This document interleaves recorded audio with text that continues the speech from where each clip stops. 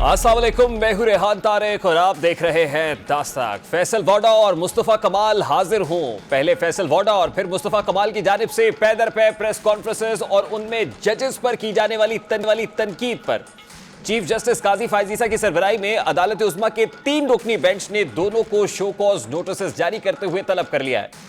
आज जब समाअत का आगाज हुआ तो चीफ जस्टिस ने फैसल वोडा की प्रेस कॉन्फ्रेंस की तफसीलात तलब की। इस मौके पर additional attorney general Aamir Rahman supreme court के 3 रुकनी बेंच पेश हुए। चीफ जस्टिस काजी फायजीसा ने दरियाफ्त किया कि क्या आपने प्रेस कॉन्फ्रेंस सुनी, तौहीन अदालत हुई या नहीं। एडिशनल अटॉर्नी जनरल ने जवाब दिया कि मुझे जो वीडियो मिली उसके मुतल्लिका हिस्से में आवाज़ नहीं थी, कुछ हिस्सा खबरों में सुना है। इस पर जस्टिस काजी फायजीसा ने रिमार्क्स दिए कि क्या ये प्रेस कॉन्फ्रेंस तौहीन अदालत के जुमरे में आती है। कोई मुकदमा अगर अदालत में ज़ेरे इल्तवा हो तो इस पर राय दी जा सकती है। मेरे खिलाफ इससे ज़्यादा गुफ्तगू हुई है लेकिन नज़रअंदाज किया। मेरे नज़रअंदाज करने का फ़ायदा उठाते हुए सोचा कि हम भी तकरीर कर लें, लेकिन क्या आप इदारों की तौकीर कम करना शुरू कर देंगे। उनका कहना था कि वकला, जजेस और सहाफ़ियों सब में अच्छे बुरे लोग होते हैं, बुरा क्या है तो नाम लेकर मुझे कहें इदारे को निशाना बनाने की इजाज़त नहीं देंगे। हो सकता है कि मैंने भी इस इदारे में पार्ट्स नकाइस देखे हों। क्या ऐसी बातों से आप अदलिया का वक़ार कम करना चाहते हैं। अपनी बात जारी रखते हुए उन्होंने कहा कि जिसके पास दलाइल होंगे वो हम जजेस को भी चुप करा देगा। मैंने अपनी ज़ात के लिए नहीं बल्कि इदारे के लिए हल्फ लिया है। उनका मजीद कहना था कि क्या चीखों पुकार करके आप इदारे की खिदमत कर रहे हैं। मैं मार्शल लॉ की तौसीक करने वालों का कभी दिफा नहीं करूंगा। अगर मैंने कुछ गलत किया है तो इसकी सज़ा और दीगर जजेस को नहीं दी जा सकती। बंदूक उठाने वाला सबसे कमज़ोर होता है क्योंकि उसके पास कहने को कुछ नहीं होता। दूसरे दर्जे का कमज़ोर गाली देने वाला होता है। चीफ जस्टिस काजी फायजीसा ने रिमार्क्स दिए कि एक कमिश्नर ने मुझ पर इल्ज़ाम लगाया। अब भाई बताओ तो सही, चीफ जस्टिस कैसे धांधली करा सकता है। सारे मीडिया ने इसे चला दिया। मुहज़्ज़ब माशरों में कोई ऐसी बात नहीं करता, इसलिए वहाँ तौहीन अदालत के नोटिस नहीं होते। चीखों पुकार और ड्रामा करने की क्या ज़रूरत है। तामीरी तनकीद ज़रूर करें लेकिन तनकीद की एक हद होनी चाहिए। चीफ जस्टिस ने मजीद कहा कि इनके बाद एक और साहब आ गए जिनका नाम मुस्तफ़ा कमाल है। उन्होंने भुट्टो का जिक्र किया। भाई अगर हमने गलत किया है तो बताएं, भुट्टो के बारे में आपने क्या कहा है, आपने क्या किया। जुल्फ़िकार अली भुट्टो को हम जिंदा तो नहीं कर सकते लेकिन गलती तो मान ली। सिर्फ एक काम करना है कि इदारों को बदनाम करना है। आपने बड़ी जद्दोजहद की तकरीर करके, लेकिन बेहतरी के लिए कोई भी तहरीरी तौर पर नहीं जाता है। आपने तकरीर करनी है तो पार्लियामान में करें, प्रेस क्लब क्यों। उन्होंने रिमार्क्स दिए कि बाप के गुनाह की जिम्मेदारी बेटे को नहीं दी जा सकती। इसी अदालत ने मार्शल लॉ की भी आईनी तौसीक की है। अगर एक मेंबर कौमी असम्बली गलत है तो सारे पार्लियामान को गलत नहीं कह सकते। हमें पता है हमारी अदलिया कौन से नंबर पर है। गालियां देना मुनासिब नहीं है। अगर तौहीन अदालत की कार्रवाई चलाई तो केस में इस्तगासा। उन्होंने बताया कि इस्तगासा अटॉर्नी जनरल होंगे। चीफ जस्टिस ने एडिशनल अटॉर्नी जनरल से मुकालमा किया कि अब वजन आपके कांधों पर है। अब क्या शो कॉज नोटिस होना चाहिए या सिर्फ नोटिस होना चाहिए। मुल्क का हर शहरी अदलिया का हिस्सा है। जर्मनी में हिटलर गुजरा है, वहाँ आज तक कोई जो है वो रो नहीं रहा। गलतियाँ हुई, उन्हें तस्लीम करके आगे बढ़ें। स्कूल में बच्चे गलती तस्लीम करें तो उस्ताद का रवैया बदल जाता है। बादज़ा सुप्रीम कोर्ट ने फैसल वोडा और मुस्तफ़ा कमाल को शो कॉज नोटिस जारी करते हुए तलब कर लिया और उनको 2 हफ्ते में जवाब जमा कराने का हुक्म दे दिया है। चीफ जस्टिस ने रिमार्क्स दिए हैं कि मुस्तफ़ा कमाल को नोटिस जारी करते हुए बुला लेते हैं, हमारे मुँह पर आके तनकीद करें। बादज़ा अदालत ने केस की समाअत 5 जून तक मुलतवी कर दी। फैसल वोडा और मुस्तफ़ा कमाल की जानिब से प्रेस कॉन्फ्रेंसेस में क्या कहा गया था, जरा उसकी एक झलक आपके सामने रखते हैं। इस जवाब से अभाम और बढ़ रहा है। एक कंट्रोवर्सी जो है वो खत्म होने का नाम नहीं ले रही है। बहुत सीधी चीज है। तो सर मसला ये है कि अब किसी पे इल्जाम लगाने से काम नहीं चलेगा। अब आपको सबूत तराजू में शवायद देने पड़ेंगे कि किसने मदाखलत की, मदाखलत की और के शवायद आगे हम आपके साथ खड़े। आप इतनी पावरफुल कुर्सी है आपकी कि आप वक्त के इलेक्टेड प्राइम मिनिस्टर को घर भेज सकते हैं और आपको ये पाबंदी ही नहीं है आपके ऊपर कि आप किसी और मुल्क की शहरियत रख सकें। ये बहुत बड़ा क्वेश्चन मार्क है। जज साहिबान लेटर नहीं लिखते, नोटिस करते हैं। आप तो लोगों की जिंदगी मौत का फैसला करते हैं, 1 मिनट नहीं लगाते आप। लेटर्स की बजाय नोटिस होने चाहिए थे। सियासतदान तो अपना हिसाब कराते हैं, हमारी प्रॉपर्टीज, हमारे एसेट्स डिक्लेयर होते हैं, सबके होने चाहिए अक्रॉस द बोर्ड। सब लोग, इंसाफ चाहिए हमें इस मुल्क में, और जिस दिन इस मुल्क में इंसाफ और अदल कायम होगा, इस मुल्क में तरक्की भी आएगी और इस मुल्क में जवाल भी कभी नहीं आएगा। फैसल वोडा ने प्रेस कॉन्फ्रेंस की। प्रेस कॉन्फ्रेंस के बाद अदालत ने नोटिस लिया। गुज़श्ता शब अदालत की जानिब से एक्शन लिए जाने के बाद भी फैसल वोडा पूरे एतमाद दिखाई दी और अपने मौक़िफ़ को आगे बढ़ाते हुए कहा कि अदालत बुलाएगी तो ज़रूर जाऊंगा और सबूत भी पेश करूंगा। आईन पाकिस्तान का आर्टिकल 19 आज़ादी इजहार राय की ज़मानत देता है। फैसल वोडा का मौक़िफ़ है कि उन्होंने बतौर एक शहरी और सेनेट के रुकन होने के तहत मालूमात तक रसाई के लिए इस्लामाबाद हाई कोर्ट के चीफ जस्टिस को खत लिखा, जिसमें बाबर सत्तार के ग्रीन कार्ड के हवाले से सवालात उठाए गए। वाज़ेह है कि इस्लामाबाद हाई कोर्ट की तरफ से जारी की गई प्रेस रिलीज में ये वजाहत जारी की गई थी कि जस्टिस बाबर सत्तार ने ग्रीन कार्ड से मुताल्लिक उस वक्त के चीफ जस्टिस अतर मिनल्ला को आगाह किया था। सेनेटर फैसल वोडा ने आइन और कानून के तहत इस चीज़ का तहरीरी सबूत मांगा था, मगर बहुत रोज़ गुजर जाने के बाद इस्लामाबाद हाई कोर्ट की जानिब से इस खत का जवाब दिया, जिसमें कोई दस्तावेजी सबूत फराम नहीं किए गए। इसके अलावा सेनेटर फैसल वोडा ने इस्लामाबाद हाई कोर्ट के जजेस की तरफ से एजेंसीज पर बेबुनियाद इल्जामात के हवाले से सबूत मांगे थे, जिनका जवाब नहीं आया। फिर इस्लामाबाद हाई कोर्ट की जानिब से सेनेटर फैसल वोडा को ये कहा गया कि वो प्रॉक्सी हैं, एक प्रॉक्सी कहा गया और उन्हें तौहीन अदालत का नोटिस भी मौसूल हो गया है। इस सारे मामले पर सवालात तो बहुत सारे हैं। सादा सा सवाल तो ये भी है कि क्या हक़ाइक़ के साथ अदलिया पर सवाल उठाना तौहीन अदालत के ज़ुमरे में आता है? क्या इंसाफ के इस अहम मनसब पर फाइज मोअज़्ज़ज़ जज साहिबान पर वो कानून लागू नहीं होता जो एक आम शहरी पर लागू होता है, जिसे दोहरी शहरियत के मामलात, बैरून मुल्क असासों को छुपाना और अपने ज़ाती कवायफ को छुपाना? क्योंकि इस हवाले से इस्लामाबाद हाई कोर्ट के जो रजिस्ट्रार हैं उन्होंने एक ख़त का लिखा। सवाल ये भी है कि इससे पहले भी बहुत सारे सियासतदान अदालत के हवाले से सख्त बयान दाग चुके हैं, जिन्हें तौहीन अदालत की किसी कार्रवाई का सामना नहीं करना पड़ा, जैसा कि तहरीक इंसाफ की जानिब रऊफ़ हसन ने जजेस को टाउट कहा था। पार्टी के मरकज़ी सेक्रेटरी इत्तलात हैं, उन्होंने इस्लामाबाद हाई कोर्ट के चीफ जस्टिस से मुताल्लिक इन पर्टिकुलर क्या कहा, जरा सबसे पहले रऊफ़ हसन साहब की गुफ्तगू आपको सुनवाता हूं। इसलिए नहीं लिया कि वो कंप्लिसिट था, वो इस मामले में सबसे बड़ा डाउट है। उसकी सुपरविजन में इमरान खान साहब के खिलाफ केसेस जो है वो जिस तरीके से प्रोसेस किए गए, जिस तरीके से उनको पनिशमेंट की जाए, उसमें सबसे बड़ा किरदार chief justice Islamabad high court वाला है। अब रऊफ़ हसन साहब का ये स्टेटमेंट और इसके साथ पार्टी के दीगर जो लोग हैं, ज़ोमा हैं, उनके स्टेटमेंट्स क्या है अदलिया से मुताल्लिक, जजेस से मुताल्लिक, और कितने इंटेंसिफाइड है, जरा वो भी आपको दिखाते हैं। इसलिए नहीं लिया कि वो कंप्लिसिट था, वो इस मामले में सबसे बड़ा डाउट है। उसकी सुपरविजन में इमरान खान साहब के खिलाफ केसेस जो है वो जिस तरीके से प्रोसेस किए गए, जिस तरीके से उनको पनिशमेंट की जाए, उसमें सबसे बड़ा किरदार chief justice Islamabad high court वाला है। पाकिस्तान तहरीक इंसाफ ये समझती है कि फाजिल चीफ जस्टिस ऑफ पाकिस्तान हमारे वकला के साथ तवीन अमेज रवैया बरता जा रहा है। अब फैसल वोडा और मुस्तफ़ा कमाल को शो कॉज नोटिस इशू करके तौहीन अदालत कंटेम्प्ट की कार्रवाई में बुला लिया गया, और उससे पहले जो पॉलिटिकल अपोनेंट्स हैं जो इस वक्त हुकूमत में बैठे हुए, कहते हैं तलाल चौधरी को भी बुलाया गया, निहाल हाशमी पर कंटेम्प्ट लगी, पॉलिटिकल बैटल फील्ड से आउट हो गए।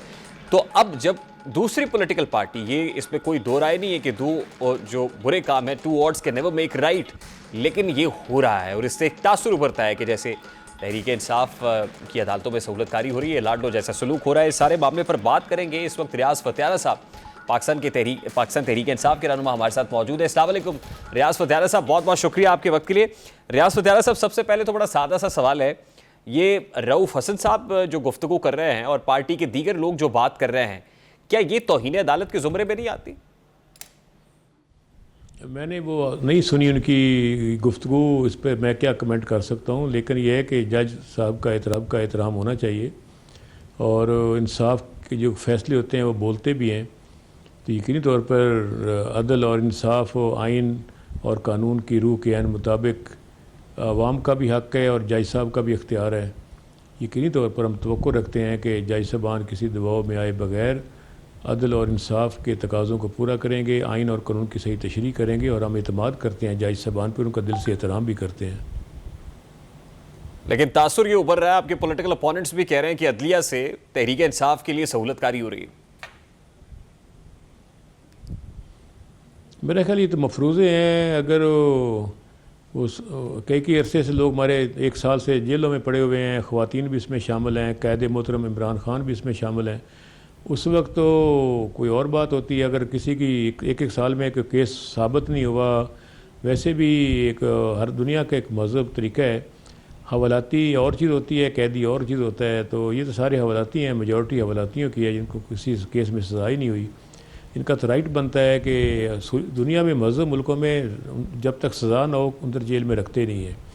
मैं तो हक़ में हूँ कि तमाम सियासी कैदियों को रहा कर दिया जाए, उनको मौका दिया जाए कि ताकि वो घर में जाके अपने बीवी बच्चों से मिलें, अपने घर के बिजली का बिल का बंदोबस्त करें कि रोटी इस पे तो आपने DGI-SPR की प्रेस कॉन्फ्रेंस भी सुनी होगी, बात करें। 9 मई के ऊपर तो कोई फ्लेक्सिबिलिटी नहीं है, ना डील होगी, ना ढील होगी, ना कोई एंगेजमेंट होगी, ना मुज़ाकरात होगी अनटिल और अनलेस कोई माफ़ी मांगे तो।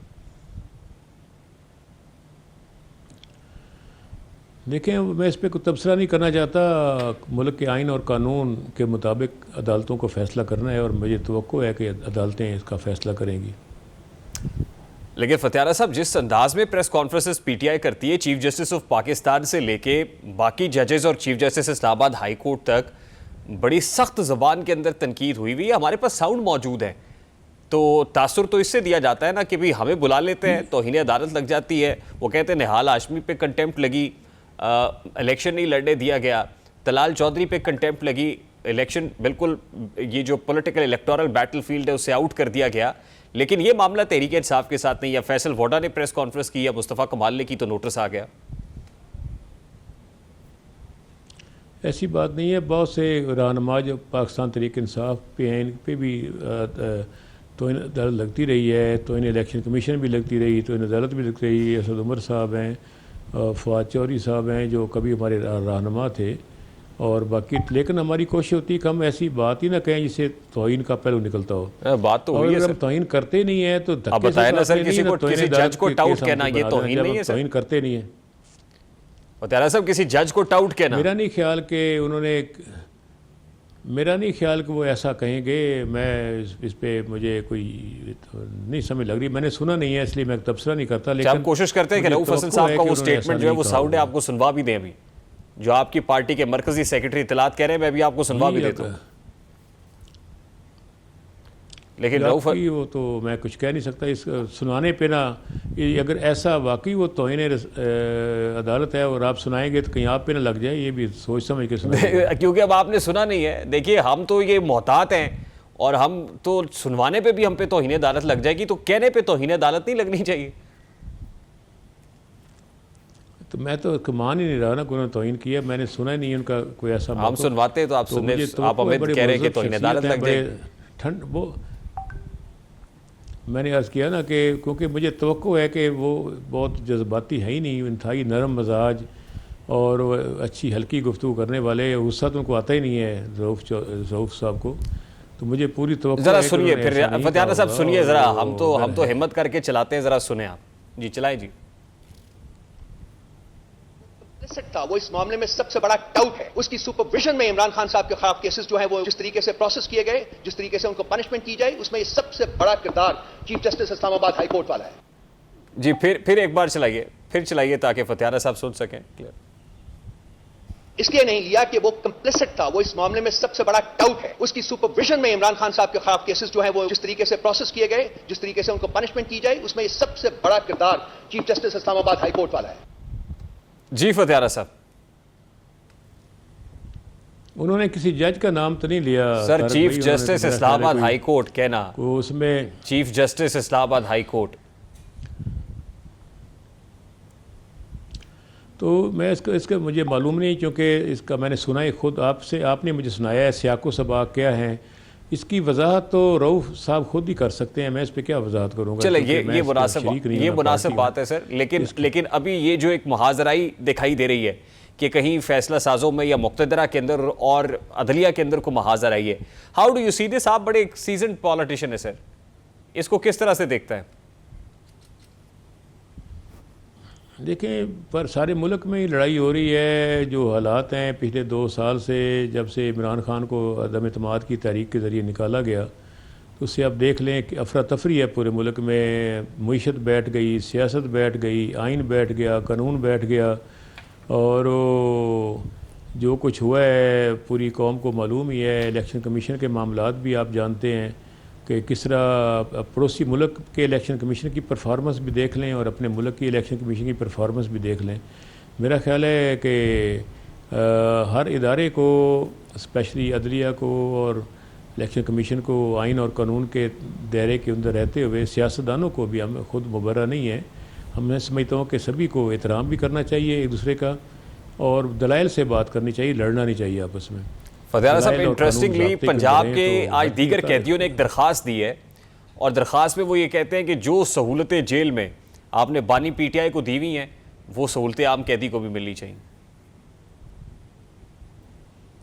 देखिए, उनका एक इस्तेकाक है बतौर साबिक वज़ीर-ए-आज़म, तो एक क्लास मिलती है साबिक वज़ीर-ए-आज़म को, तो वो तो कानून बदलना पड़ेगा। कानून बदलें तो फिर वो ऐसी। दूसरा ये कि अब ये नहीं पता वो कौन से कैदी थे, हो सकता है वो खुद साख्ता दरख्वास्त किसी ने बना के किसी कैदी का नाम लिख दिया हो, वरना हर सियासी जमात के कैदी किसी न किसी कोई जुर्म में ही बैठे होते हैं, ज़रूरी नहीं कोई सियासी कैदी हों, कोई चोरी में आया होगा, कोई डकैती में आया होगा। अगर उन्होंने लिख दिया है तो हर चीज़ का अपना कानून है, ज़ाब्ता है। तो जेल मैनुअल जो है गालबन 78 का, तो वो तो बड़ा वाज़ेह कानून है और प्राइम मिनिस्टर को यही सहूलतें इससे पहले तमाम साबिक वज़ीर आज़म को मिलती रही हैं, साबिक सदूर को मिलती रही हैं। तो इसमें एक अनोखी अनहोनी इसके आपके पॉलिटिकल अपोनेंट कहते ना कि हम जेल में जाते थे तो हमें कपड़े प्रेस करने के लिए इस्त्री नहीं मिलती थी, फ्राइंग पैन के ऊपर हमें कपड़े प्रेस करने पड़ते थे। यहाँ एक्सरसाइजेज मशीनों से लेके मुर्ग मुसल्लम तक सब चल रहे हैं जेल में, और मुलाकातें 6-6 लोगों के साथ मुलाकातें हो रही हैं। मियाँ नवाज शरीफ साहब को ये सहूलत मैसर नहीं थी। मेरा नहीं ख्याल कि सिर्फ इमरान खान साहब पर पाबंदी है कि हफ्ते में सिर्फ जुमेरात को 6 लोग मिल सकते हैं। बाकी जितने भी यहाँ पे कैदी रहे हैं सियासतदान, वो तो हर रोज़ मिलते थे और कोई तादाद पाबंदी भी उस पर नहीं थी। मेरा ख्याल ये आपकी मालूमात को दोबारा गौर करना पड़ेगा आपको। सिर्फ यहीं पे पाबंदी है, बाकी तो तमाम कोई MNA है, कोई MP है, साबिक या मौजूदा या साबिक वज़ीर है या मौजूदा, तो सभी खुली मुलाकातें होती थी, पाबंदी नहीं थी। माशाल्लाह वो जेल में भी जाते थे और वो अदालतों में भी जाते थे, वहाँ भी ओपन मुलाकातें होती थी। तो ये तो पहली दफ़ा हुआ है कि मुलाकात है ही नहीं, होती नहीं। अच्छा, बड़ी रिजर्वेशंस और बड़े कंसर्न्स आपके रहे chief justice of Pakistan justice Qazi Faez Isa के ऊपर। फतियारा साहब, अब काजी फाइज ईसा साहब छुट्टी पे जा रहे हैं और उनकी जगह कायम मकाम चीफ जस्टिस मुनीब अख्तर साहब कल ओहदे का हल्फ लेंगे। तो क्या देखते हैं, ये टॉप जुडिशरी की टॉप पोजीशन के ऊपर एक हफ्ते के लिए सही एक इंटरिम चेंज आई है, आपको लगता है कि इस चेंज से कोई पॉलिटिकल चेंज भी आएगी? ये सुप्रीम कोर्ट का अंदरूनी मामला है और लोग आते रहते हैं, जाते रहते हैं। हो सकता है मोहतरम चीफ जस्टिस साहब को कोई ज़ाती मसरूफियत हो और उन्होंने अपनी छुट्टी ली है। ठीक है, बहुत बहुत शुक्रिया। रियाज फतियारा साहब पाकिस्तान तहरीक इंसाफ के रहनुमा हमारे साथ मौजूद थे। भी एक ब्रेक लेंगे और ब्रेक के बाद जब वापस आएंगे तो हुकूमत अदलिया से खाइफ क्यों है।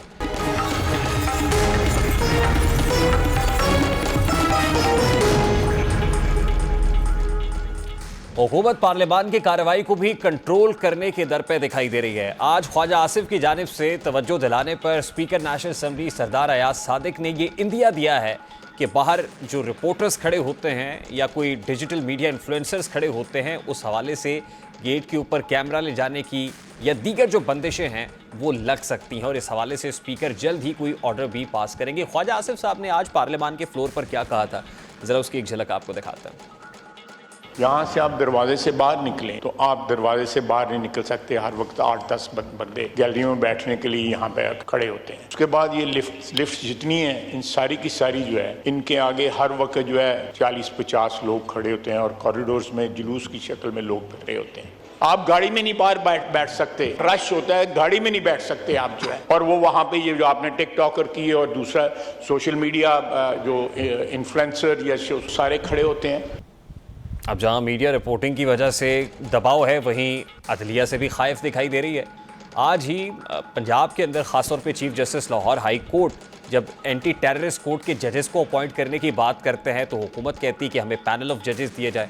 आज chief justice Lahore high court Malik Shahzad ने इस हवाले से बात की है। उसमें मरियम औरंगज़ेब साहिबा जो पंजाब में सीनियर सूबाई वज़ीर हैं, वो सुहेब भरत और मियाँ मुश्तबा शुजाउर रहमान साहब पेश हुए, और इस सारे मामले के ऊपर चीफ जस्टिस ने कहा है कि एंटी टेररिस्ट कोर्ट के जजेस अपॉइंट ना होने की वजह से जो है बहुत सारे लोग जेलों में गल सड़ रहे हैं, तो उनका क्या कसूर है, और 1 महीने का टाइम भी हुकूमत को दिया है कि जजेस से मुताल्लिक फैसला करें। इस सारे मामले पर बात करेंगे। अली गौहर बलोच साहब पाकिस्तान मुस्लिम लीग नून के रहनुमा ने ज्वाइन किया है। अस्सलाम वालेकुम अली गौहर बलोच साहब, बहुत बहुत शुक्रिया आपके वक्त के लिए। सबसे पहले तो अली गौहर बलोच साहब ये कहिएगा कि हुकूमत यानी एग्जीक्यूटिव की तरफ से ये जो प्रेस कॉन्फ्रेंस दर प्रेस कॉन्फ्रेंस हो रही है, क्या हुकूमत कोई दबाव महसूस कर रही है या अदलिया से खाइफ है? बिस्मिल्लाहिर्रहमानिर्रहीम। देखिए, पहली बात तो ये है कि जो बातें हुई हैं और आया वो तौहीन अदालत के ज़ुमरे में आती हैं, तो उसका तयन तो ज़ाहिर है अदालत ने वो लिया है कि वो केस, तो वो ज़ाहिर है उस पर वो फैसला करेंगे कि आया वो बातें तौहीन अदालत के ज़ुमरे में आती हैं या नहीं आती।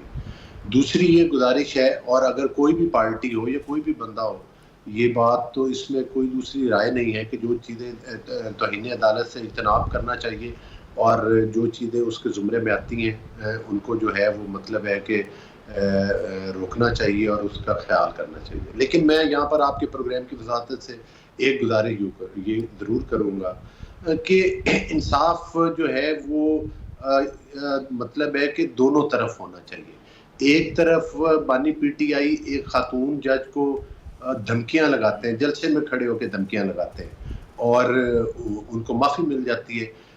दूसरी तरफ इनके बेशुमार लोग देखिए अली गौर साहब, टू रॉन्ग्स के नेवर मेक राइट्स ना सर। अगर कोई चीज गलत थी और आप उस पर तनकीद कर रहे थे तो आज वही गलत करके आप उसको जस्टिफाई कैसे कर सकते हैं सर? सवाल बड़ा सादा सा है। मैं उसी तरफ आ रहा हूँ ना कि जिस तरह से जस्टिस कादी फायद ईसा साहब के साथ होता रहा, जिस तरह से उनका केस बना, जिस तरह से उनको और उनकी एहलिया को अदालतों की सीढ़ियों के ऊपर एक किस्म का घसीटा जाता रहा, जिस तरह से उनकी किरदार कशी होती रही, जिस तरह से अब भी ट्रोलिंग हो रही है, ये मैं अभी एक प्रोग्राम में एक इंतहाई, अगर आपके पास मौजूद हो तो वो जरूर सुनाए, जो इनके रऊफ साहब हैं वो सीधी सीधी अब धमकियां लगा रहे हैं जस्टिस कादी फायद ईसा साहब को, और मैं समझता हूँ कि वो आप अपने प्रोग्राम में जरूर सुनाएं। तो मैं समझता हूँ कि ये अगर तौहीन अदालत के केस में हम तो ये कहते हैं कि लेकिन जस्टिस काजी फायद ईसा ने कहा ना कि क्या किसी के प्रॉक्सी के तौर पर, जस्टिस सत्तर मिनल्ला साहब ने कहा प्रॉक्सीज हैं, तो क्या ये प्रॉक्सी बन के प्रेस कॉन्फ्रेंसेस हो रही हैं? नहीं, वो जाहिर है कि जस्टिस साहब का मौक़िफ़ है और अदालत में केस है, उस पर मैं तो राय नहीं दे सकता। लेकिन मैं ये कहता हूँ कि मैंने रऊफ साहब की भी बात की है कि वो सीधी साधी धमकियाँ लगा रहे हैं, उनको भी लाएं। एक तरफ आपको पता है कि तलाल चौधरी साहब थे, दानियाल अजीज साहब थे और हमारे काफ़ी लोग थे, 5-5 साल के लिए नाअहलियाँ हो गई थी, और दूसरी तरफ लोग धमकियाँ लगाते हैं।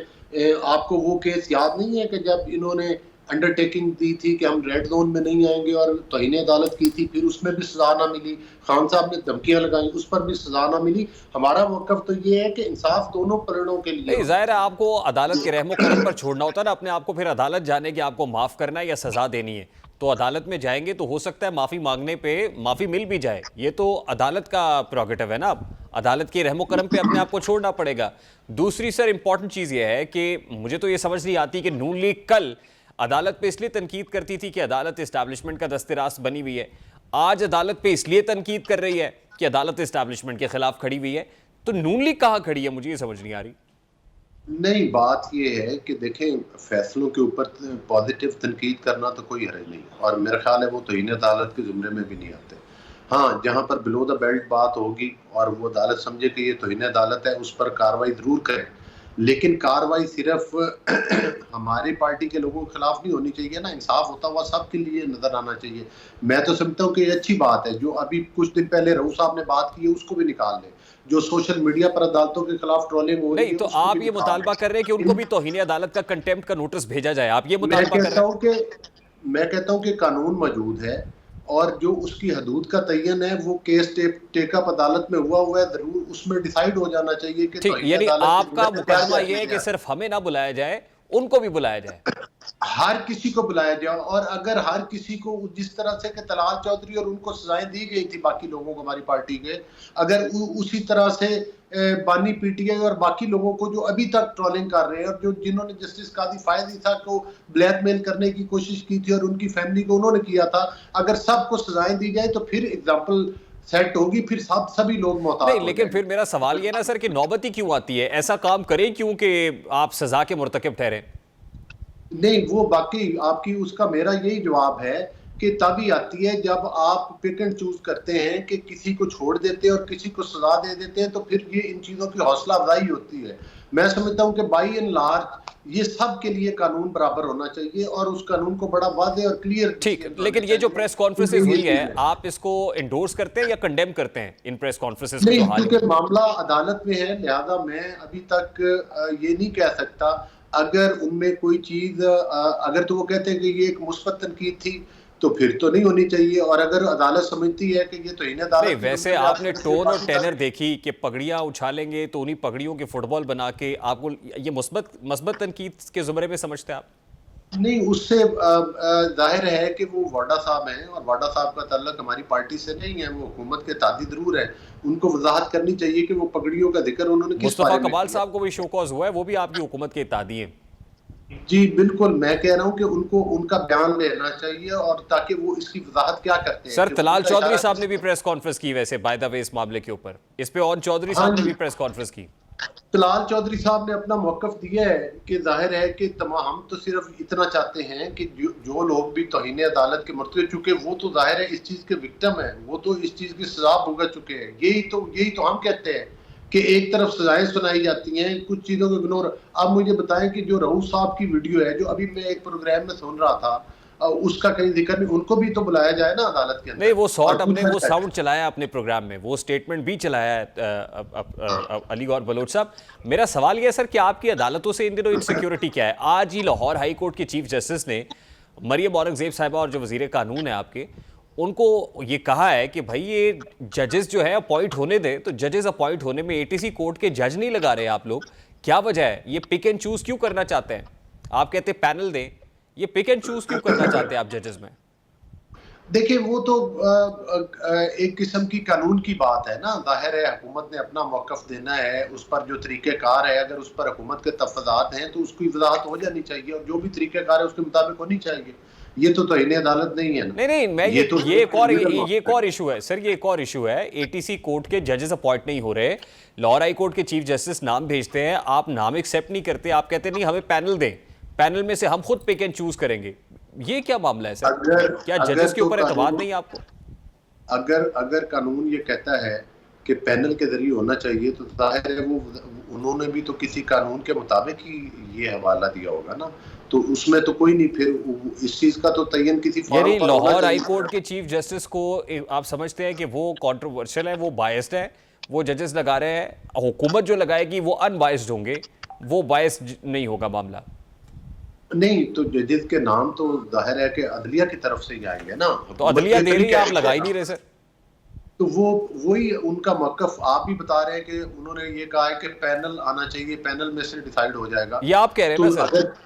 नहीं, ये जाहिर है अगर वो हुकूमत की नुमाइंदगी कर रही है ना, हुकूमत और पंजाब की नुमाइंदगी कर रही है, पंजाब में आपकी, तो अगर हाँ, तो जाहिर है कि वो अगर कानून इस चीज की इजाजत देता है तो मैं तो फिर तो मरियम औरंगजेब साहबा का बयान ठीक है, और अगर कानून इजाजत नहीं देता तो उसकी वजाहत हो जाए किसी फॉरम के ऊपर। नहीं, अब तो आपको एक महीने का टाइम दिया है, जजेस को अपॉइंट करें। जो लोग बेचारे अदालतों में गल सड़ रहे हैं अपनी जमानतों के लिए, उनका क्या कसूर है? तो उसका तयन मेरा भाई, कोई पार्लिमान कोई कानून है ना, अगर पार्लिमान और कानून ये इजाजत देता है कि पैनल में से डिसाइड होना चाहिए तो उनका एक कानूनी मौकफ है। तो अगर उस फिर इसका मतलब सर ये ना कि पैनल में से पिक एंड चूज करना चाहते हैं ना, अपनी मर्जी के जजेस को लगाना चाहते हैं। नहीं, पैनल में पिक एंड चूज वाली बात नहीं है, पैनल के अंदर वही जजेस होंगे ना जो क्वालिफाई करेंगे, उसमें पिक एंड चूज वाली तो बात ही नहीं रह जाती। और जाहिर है नाम किसकी तरफ से आने, अदलिया की तरफ से आने, तो अदलिया की तरफ से, अदलिया में पिक एंड चूज तो फिर खत्म हो गया ना, जब पैनल ही पूरा उनकी तरफ से आना है। अच्छा चले, आज ही दरखास्त एक और आई है लाहौर के अंदर भी, पंजाब में जो कैदी हैं वो ये कह रहे हैं कि हमें भी वही सहूलतें दी जाए जो बानी पीटीआई को दी जा रही हैं। तो क्या जेल में वही सहूलतें देगी आपकी हुकूमत अब जो बानी पीटीआई को दी हुई? देखिए बात ये है कि बिल्कुल हम तो इस बात का कहते हैं कि एक तरफ नवाज शरीफ साहब थे, एक तरफ मरियम साहिबा थी जो कि उस वक्त हुकूमत खानों में रही। ठीक है, बहुत बहुत शुक्रिया अली गौर बलोच साहब, पाकिस्तान मुस्लिम लीग नून के रहनुमा हमारे साथ मौजूद थे। अभी एक ब्रेक लेंगे और ब्रेक के बाद वापस आएंगे। चेयरमैन नैब माफिया क्यों मांग रहे हैं और माफी किससे मांग रहे हैं, बड़ी दिलचस्प स्टोरी आपके साथ शेयर करेंगे।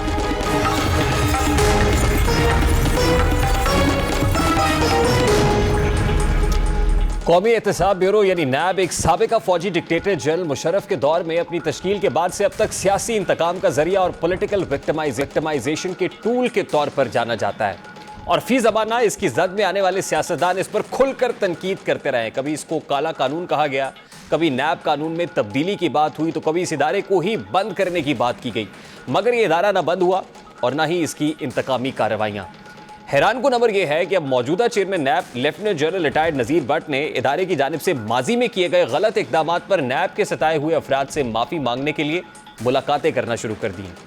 दी न्यूज़ में शाया होने वाली अंसार अब्बासी की स्टोरी के मुताबिक जिस तरह नैब एहतसाब के नाम पर माजी में सियासतदानों, ब्यूरोक्रेट्स और ताजरों समेत बहुत से लोगों के साथ नारवा सलूक रखता आया है, इस पर चेयरमैन नैब लेफ्टिनेंट जनरल रिटायर्ड नज़ीर भट्ट ने नैब के मुतासरीन से ज़ाती हैसियत में मुलाकात करके उनके ज़ख्मों पर मरहम रखने और उनसे माजरत का इजहार करने का फैसला किया है। ज़राए का कहना है कि चेयरमैन नैब ने हाल ही में नैब के मुतासरा एक शख्स के अहले खाना से मुलाकात की है जो चंद साल कबल नैब हुकाम की हरासानी के बाइस इंतकाल कर गया था। नैब की नई पॉलिसी 2 दहाइयों से सरकारी अफसरान, ताजरों और दीगर के साथ जो कुछ कर रही है उससे मुकम्मल तौर पर अलग है। नैब इख्तियारात के नाजायज़ इस्तेमाल की वजह से पहचाना जाता है और इन तमाम बरसों के दौरान कई मासूम अफराद और उनके अहले खाना उनके लिए ये रुसवाई का बाइस बना। उन्हें महीनों और बरसों तक ठोस सबूत के बगैर जेलों में डाला गया, हत्ता कि कुछ की मौत भी वाक़ई हुई। सियासी मुखालिफिन को निशाना बनाने और सियासी जोड़ तोड़ के लिए ब्यूरो का बड़े पैमाने पर गलत इस्तेमाल किया जाता रहा और इदारे के क़याम से इसकी बेरहमी की कई दास्तानें मौजूद हैं। लेकिन इसकी आखिरी chairman justice retired Javed Iqbal के दौर में ब्यूरो ने जिस तरह सियासतदानों, ब्यूरोक्रेट्स और दीगर लोगों की इज्जत उछाली और ये सब कुछ होता रहा, अब लगता यह है कि लेफ्टिनेंट जनरल रिटायर्ड नज़ीर भट्ट ने ठान ली है कि उन सबसे जाके फर्दन माफ़ी मांगेंगे। तो सादा सा सवाल यह है कि वो सियासतदान जो नैब की जद में आएंगे उनसे भी माफ़ी मांगी गई। मैं ज़रा वो चेहरे दिखा देता हूँ जो माफ़ी शायद कह तो नहीं रहे कि हमसे मांगे, लेकिन क्या इनसे माफ़ी मांगी जाएगी। अभी एक ब्रेक लेंगे और ब्रेक के बाद जब वापस आएंगे मैडम सीएम के दर पे दस्तक देंगे। वज़ीर आला पंजाब मोहतरमा मरियम नवाज शरीफ साहिबा ने पंजाब पुलिस यूनिफॉर्म के बाद एलीट पुलिस ट्रेनिंग सेंटर पहुंचने पर एलीट पुलिस का यूनिफॉर्म भी ज़ेब तन किया और आज एलीट की पासिंग आउट परेड में एलीट फोर्स का जो यूनिफॉर्म है पहनकर वो पासिंग आउट परेड का मुआयना भी करती रहीं और फिर उन्होंने जो एजाज़ी असनाद हैं वो भी तकसीम की, पास आउट परेड से खिताब भी किया। और मरियम नवाज शरीफ साहिबा यकीनन पंजाब पुलिस के यूनिफॉर्म पहन के जहाँ पंजाब पुलिस के शान, मान, इज़्ज़त और आबरू में इजाफा कर रही हैं, रिस्पेक्ट दे रही हैं, वहीं मैडम सीएम के दर पे ये दस्तक ज़रूर है कि पुलिस की रिफॉर्म्स की बातें जो फ़ी ज़माना हर पॉलिटिकल गवर्नमेंट करती है, ये आपसे भी डिमांड है कि पंजाब पुलिस को रिफॉर्म कीजिए ताकि वो रिफ्लेक्ट कर सके और अल्टीमेटली आम आदमी को वो पॉलिसिंग मैसर आ सके जिसका हमारा माशरा, हमारी सोसाइटी और पूरा सूबा तकाजा करता है। प्रोग्राम का वक्त अपने इख्तिताम को पहुंचा। आपसे मुलाकात होगी इंशाल्लाह अगले हफ्ते। तरह ख्याल, अल्लाह हाफ़िज़।